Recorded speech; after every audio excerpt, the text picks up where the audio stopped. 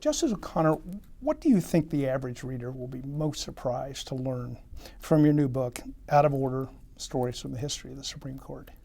Oh, it's hard to say. I think, for one thing, people generally don't know that for a long time in the court's history, the justices had to ride the circuit.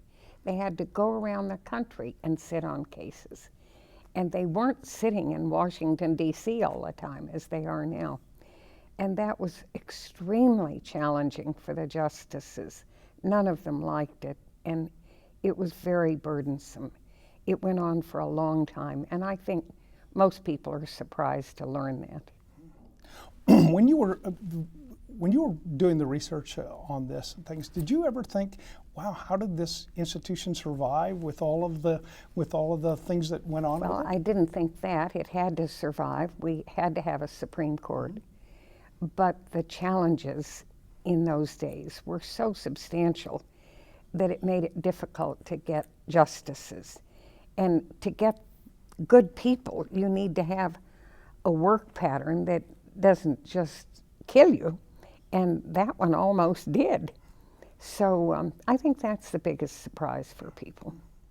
You told us yesterday in the opening general session that too many Americans believe that justices are politicians with black robes, and that you advocate taking politics out of judicial selection.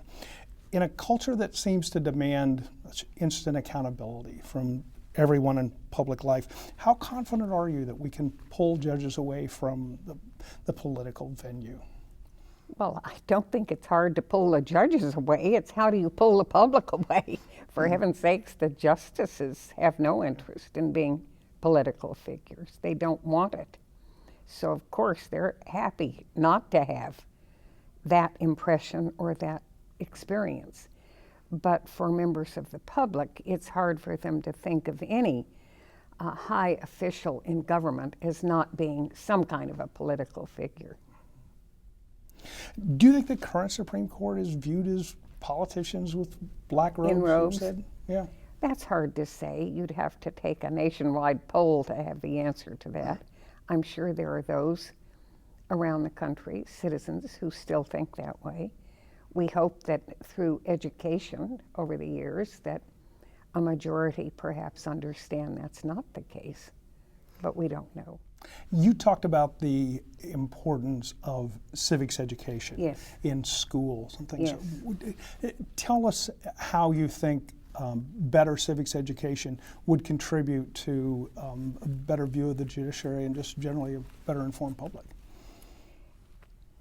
Young people spend the early years in school learning the basic framework of our government. It's terribly important that young people do learn that, and that they learn who the public officials are and how they're selected and how they work to try to make our government function.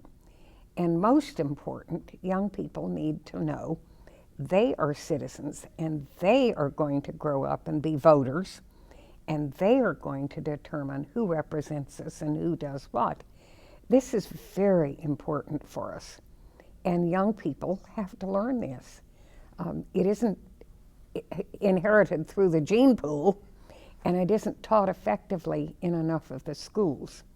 So this becomes a very important task that we have as adults in this country, to try to educate young people about how the government is structured, how it works, and how every citizen is part of it. Since we're at a gathering of state legislators, and since you served in the Arizona Senate, how do you believe your tenure as a state legislator shaped your view from the bench? That experience was a wonderful experience for me to deal with the other agencies of state government and to work with them and to see what we could do to make the state function more effectively. And very importantly, how do we educate young people about our state government and how it works and how they are citizens and part of it. That's important. There seems to be a greater push today, especially after the conclusion of the recent Supreme Court term, to make the Supreme Court more transparent. Do you believe that permitting cameras in the court would, or even allowing live transmissions of the decisions would make the court more transparent? I really don't think so, because at bottom, the Supreme Court issues written opinions saying everything they are saying that affects the cases that they decide. It's there in print for all of us to read and understand. Now, you can't have more clarity than that. Tell me what other branch of government puts in writing everything that it does and says. There isn't one. It's the judicial branch that does that, that says everything that it's doing.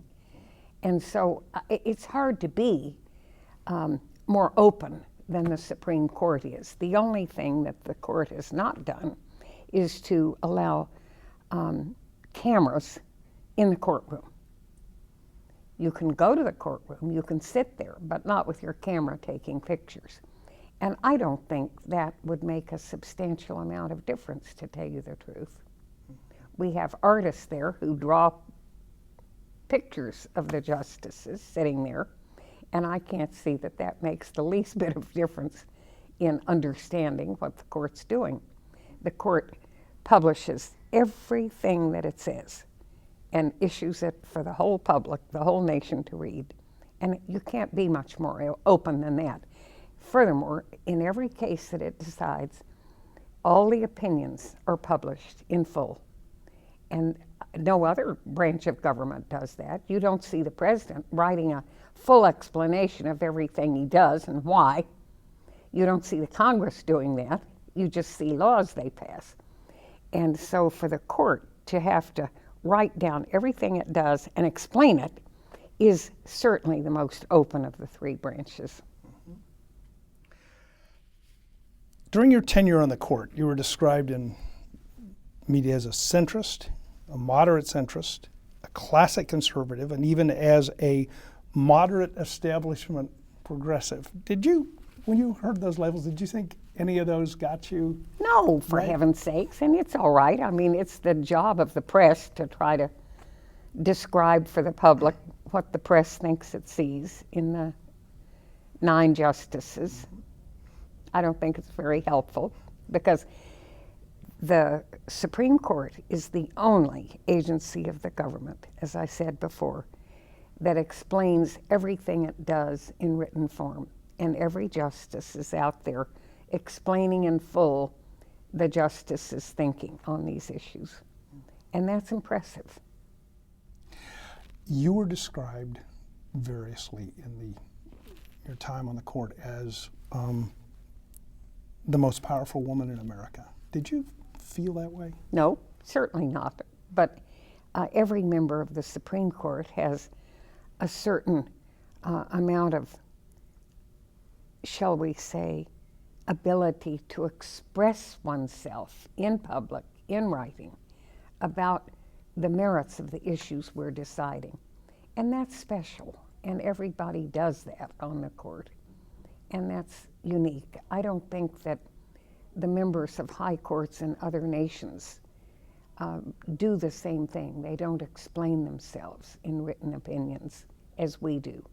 So I think we have quite a special system in the United States. Thank you, Justice O'Connor. Thank you for your time. We promised we would hold it to 10 minutes, and we will. Well, you're very welcome. Okay. And have a good meeting. Thank I you. think it's great that all of you get together. Thank you.